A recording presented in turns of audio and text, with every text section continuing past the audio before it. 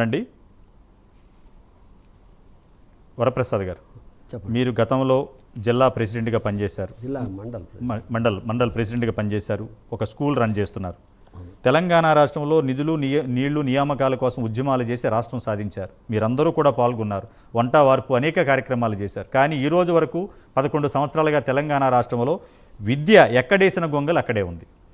ఒక్క తెలుగు రాష్ట్రాలలో దమ్మున్న ఛానల్, నిజం నిర్భయంగా చెప్పే ఛానల్ ప్రైమ్ నైన్ మేనేజ్మెంట్ మొత్తం విద్యా వ్యవస్థలో school, junior colleges, private colleges, government కాలేజీలు మొత్తం వ్యవస్థని ప్రక్షాళన చేయాలని ఒక ఉద్యమాన్ని తీసుకొచ్చాం. విద్యార్థి సంఘ నాయకులందరినీ కూడా ఒక తెరపైకి తీసుకొచ్చాం. మీలాంటి ప్రైవేట్ బడ్జెట్ స్కూల్స్ మేనేజ్మెంట్లతో దీన్ని కూడా ఒక ఒరవడి సృష్టించి మీ బాధలు కూడా తీర్చే విధంగా మా వేదిక నుంచి మీకు ఒక గవర్నమెంట్కి మీ గళాన్ని వినిపించాలి అనేది మా ప్రయత్నం. ఏమి నష్టపోయారు మొత్తం ఈ 11 సంవత్సరాల్లో?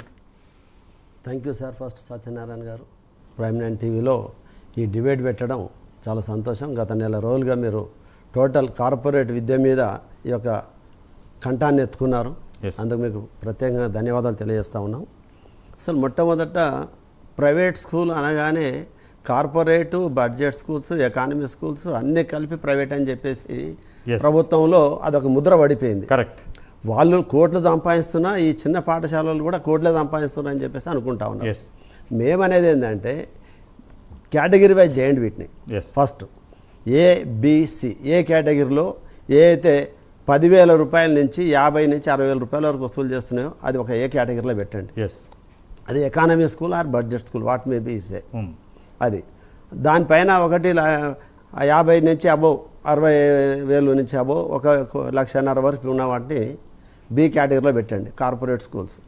ఆ 1,50,000 పైన తీసుకుని ఇంటర్నేషనల్ స్కూల్స్ అని పెట్టి చెప్తున్నారు, వాళ్ళని సి కేటగిరీలో పెట్టండి. పెట్టి వాళ్ళని డివైడ్ చేయండి. ఫస్ట్ ఈ 3 కేటగిరీల పాఠశాలలు ఉన్నాయి ఈ యొక్క రాష్ట్రంలో, తెలుగు రాష్ట్రాలలో అని డివైడ్ చేసినప్పుడు అప్పుడు ఏ పాఠశాల ఏందని తెలుస్తుంది. అప్పుడు ఈ యొక్క పాఠశాలలు ఏ విధంగా నడుస్తున్నాయి. ఈ పాఠశాలలో ఇంతకుముందు చెప్పినట్టు సాయిబాబు గారు చెప్పినట్టు 10,000 నుంచి 50,000 రూపాయలు 60,000 తీసుకుంటుంటే ఆ డబ్బులు కూడా కరెక్ట్ కట్టరు.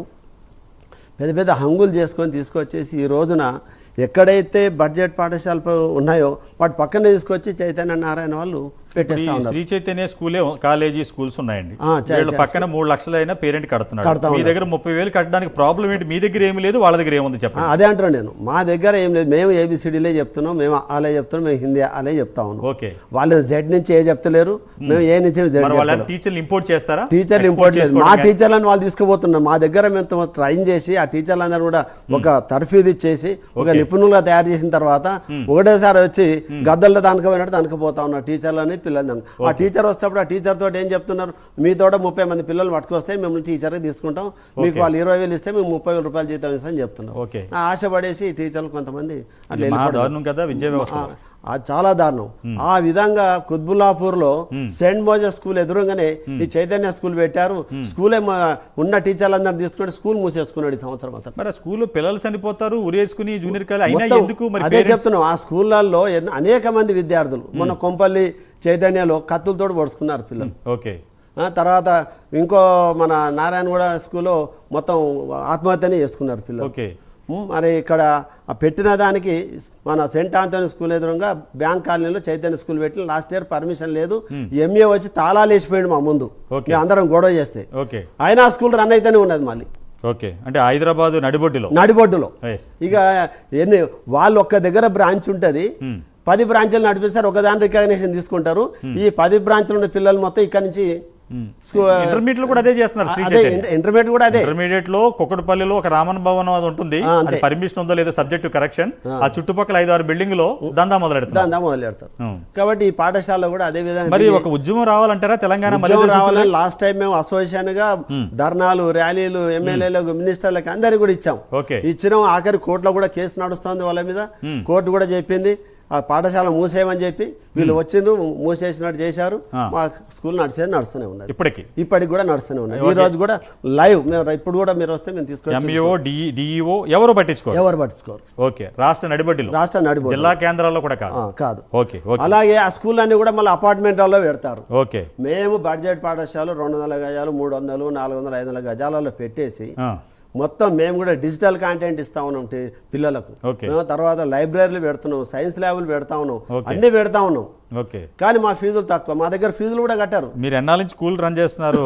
దాదాపు 24 సంవత్సరాలు అవుతుంది. 24 సంవత్సరాలు. కానీ ఎక్కడేసిన గొంగలు అక్కడే. ఎక్కడేసిన గొంగలు అంటే ఆ రోజే బాగుంది. 600 మంది ఉన్న పిల్లల్ని 300 వరకు తీసుకొచ్చి 300 మంది పిల్లల్ని కార్పొరేట్ వాళ్ళు ఎత్తుకపోయారు. ఓకే. ఇప్పుడు 300 మందికి వచ్చి రియల్ ఎస్టేట్ మాఫియా అనొచ్చా? ఆ రియల్ ఎస్టేట్ మాఫియా లెక్కనే ఇది పెద్ద మాఫియా. ఓకే. ఓకే. ఈ మాఫియాకు ఎంత సహకారం లేకుంటే ఈ మాఫియా నడిచే సమస్య. ఎవరున్నారంటారు? ఓపెన్ గా ప్రభుత్వ చెప్పండి. సహాయం ఉంది. ప్రభుత్వ పెద్దలే సహాయంలో ఉన్నారు. ముడుపులు అందుతున్నాయి. ముడుపులు అందుతున్నాయి వాళ్ళకి. ముడుపులు అందకపోతే అపార్ట్మెంట్లో ఉన్నవాడికి పర్మిషన్ వస్తుంది. అపార్ట్మెంట్లో ఎట్లా నడుపుతారండి స్కూల్? మీకు ఏమైనా సెక్షన్లు కావాలంటే మీకు పర్మిషన్ ఎవరు? అదే శ్రీ చైతన్య గనక సెక్షన్లు కావాలంటే పర్మిషన్ ఇస్తారు. పర్మిషన్ ఆటోమేటిక్ ఇట్లా వచ్చేస్తుంది వాళ్ళ దగ్గరికి. ఓకే. మేము ఆఫీసర్ చుట్టూ తిరగాలి. వాళ్ళు డైరెక్ట్ ఫోన్ కొడితే పర్మిషన్ వాళ్ళ దగ్గరకు వచ్చి ఇచ్చిపోతారు. ఫ్యాక్స్ ఇచ్చిపోతారు. ఓకే, మాట్లాడదాం. కాబట్టి ఇది ఈ పరిస్థితి నుంచి మారాలి. ఇప్పుడు ఆ పాఠశాలలకు వాటికి కమర్షియల్ ట్యాక్స్ వేస్తారు, మాకు కమర్షియల్ ట్యాక్స్ వేస్తారు. ఓకే. వాళ్ళకు కమర్షియల్ ఎలక్ట్రిసిటీ బిల్ వేస్తారు, మాకు కమర్షియల్ ఎలక్ట్రిసిటీ బిల్ వేస్తారు. రైట్. వాళ్ళకు కమర్షియల్ వాటర్ బిల్ తీసుకుంటారు, మాకు కమర్షియల్ వాటర్ బిల్ తీసుకుంటారు. ఓకే. అరే మేము తీసుకునే ఫీజులు ఏంది, వాళ్ళు తీసుకునే ఫీజులు ఏంది? Yes. ఆ మాత్రం మేము ఇస్తున్నాం. అందుకే మేము ఏం చెప్తున్నాం అంటే ప్రభుత్వానికి మీరు ఫీజులు డిసైడ్ చేయండి, ఫీజులు ఫిక్స్ చేయండి. మీరు పాఠశాలలో 1వ తరగతికి ఎంత ఫీజు తీసుకోవాలి గవర్నమెంట్ ఫిక్స్ చేయండి అని చెప్తున్నాం మేము. 10,000 తీసుకోవాలన్నా, 50,000 తీసుకోవాలన్నా, 20,000 తీసుకోవాలన్నా, 1,00,000 తీసుకోవాలన్నా మీరు ఫిక్స్ చేయండి. మేము దానికి కట్టుబడి ఉంటామని చెప్తున్నాం. అది మాత్రం ఫిక్స్ చేయరు. వాళ్ళు లక్షలు తీసుకుంటున్నా వాళ్ళ సపోర్ట్ చేయరు. వాళ్ళ మీద మీరు కోట్ల డబ్బులు ఫండ్ ఎవరు కదా గవర్నమెంట్కి? మేము మా దగ్గర ఎక్కడ మాకు టీచర్ల జీతాలు ఇస్తానికి మాకు గవర్నమెంట్కి డబ్బులే కావాలి. డబ్బులు కావాలి అంతే. కాబట్టి మేము నెలకు వచ్చే వరకల్లా టీచర్ల జీతాలు ఎట్లా సర్దాలి, ఎక్కడ అప్పులు తేవాలి, వాళ్ళ జీతాలు ఇవ్వాలి. ఇచ్చిన తర్వాత నెలాఖరు కన్నా డబ్బులు వస్తే తీసుకోవాలి, అప్పుల వాళ్ళకి ఇచ్చుకోవాలి. మొన్న ఒక కాలర్ ఫోన్ చేశారు సార్, వాళ్ళకి ఈ కార్పొరేట్ కాలేజీలకి ప్రభుత్వానికి ఒక అవినాయభావ సంబంధం ఉంది, దానివల్ల మీరు ఇన్ని రోజులు డిబేట్ చేస్తున్నారు సార్, ధన్యవాదాలు చెప్తూ ఇక్కడతో ఆపకండి, దీన్ని కొనసాగించండి. 1000 అడుగుల ప్రయాణం ఒక్కడుగుతో మొదలైనట్టు ఏదో ఒక రోజున ఇది సమస్య జటిలమై తీవ్రత తుఫానుగా మారుతుందనేది వాళ్ళ ఆశాభావం. దానికోసమే మా ప్రైమ్ లైన్ మేనేజ్మెంట్ CEO గారు ఇది ఒక ప్రత్యేక కార్యక్రమంగా తీసుకుని, ఎందుకంటే ఢిల్లీలో చూడండి, ప్రైమ్ లైన్ కథనాలతో మొదలు పెట్టాక ఢిల్లీలో బీజేపీ గవర్నమెంటు 1670 స్కూల్స్లో విద్యా హక్కు చట్టం తీసుకొచ్చి ఫీజు నియంత్రణ పెట్టేసింది. మీరు ఇందాక ఒక మాట అన్నారు, ఏబీసీ కాదండి. మేము చేస్తున్న ప్రత్యేక డిమాండ్ ఏంటో తెలుసా? మున్సిపాలిటీలు, పంచాయతీలు, కార్పొరేషన్ ఏరియాలు, విలేజ్ ఏరియాను బట్టి, అక్కడున్న మార్కెట్ వాల్యూని బట్టి, అక్కడున్న బిల్డింగ్ రెంటల్ని బట్టి ఈ కమిటీ ఏం చేస్తుందంటే ఒక ఫీజు రెగ్యులేటరీ కమిటీని ఏర్పాటు చేస్తుంది. ఒక మీ మినిస్టర్ సబ్ కమిటీ ఏదోటి చేస్తే ఏమవుతుందంటే మీ అన్ని స్కూల్స్ ఒక ఆన్లైన్లోకి వస్తాయి, ఒక సిస్టమ్ ఏర్పడుతుంది. సో దట్ ఎప్పుడైతే వచ్చినాయో ఈ దొంగగా నడిపే బ్రాంచ్లు ఉన్నాయి చూసారు, అవన్నీ బయటకు పోతాయి. పిల్లలందరూ ఆన్లైన్లో మొత్తం LKG నుంచి అన్ని schools either CBSE state belongs to Telugu రాష్ట్రాల్లో ఉన్న అన్నింటినీ కూడా government of Telangana, government of Andhra education డిపార్ట్మెంట్లోకి రావాలనేది మా ప్రయత్నం. కరెక్ట్. అందే at the same time government schools కూడా ఉన్నాయి, గవర్నమెంట్ కాలేజీలు ఉన్నాయి. పక్కన తమిళనాడులో స్టాలిన్ గారు మొత్తం LKG నుంచి మొదలుపెట్టి ఆ intermediate any education government officer పిల్లలందరూ కూడా అక్కడే చదవాలి. ఇప్పుడు మొత్తం కలకల్లాడుతున్నాయి. సో దట్ బ్రహ్మాండంగా ఉంది తమిళనాడులో. మేము కూడా అదే చెప్తున్నాం అండి. మేము ప్రభుత్వ పాఠశాలకు మేము సపోర్ట్ చేస్తాం. ప్రభుత్వ పాఠశాలల్లో అక్కడ ఉన్నటువంటి లోకల్ ఉన్నటువంటి కార్పొరేటర్ దగ్గర నుంచి, వార్డు మెంబర్ దగ్గర నుంచి, సర్పంచ్ వరకు, కార్పొరేటర్ దగ్గర నుంచి ఎమ్మెల్యే వరకు, మినిస్టర్ వరకు కూడా ఆ స్కూల్లో ఎందుకు చదవరండి? మేము చదువుకున్నప్పుడు ఆ విధంగా చదువుకున్నాం. మేము మిర్యాలగూడెం పెద్దదేవులపల్లి గ్రామం, మా ఊర్లో చదువుకున్నాడు మా ఫాదర్ సర్పంచ్. మమ్మల్ని అందరినీ అదే గవర్నమెంట్ స్కూల్లో చదివించాడు.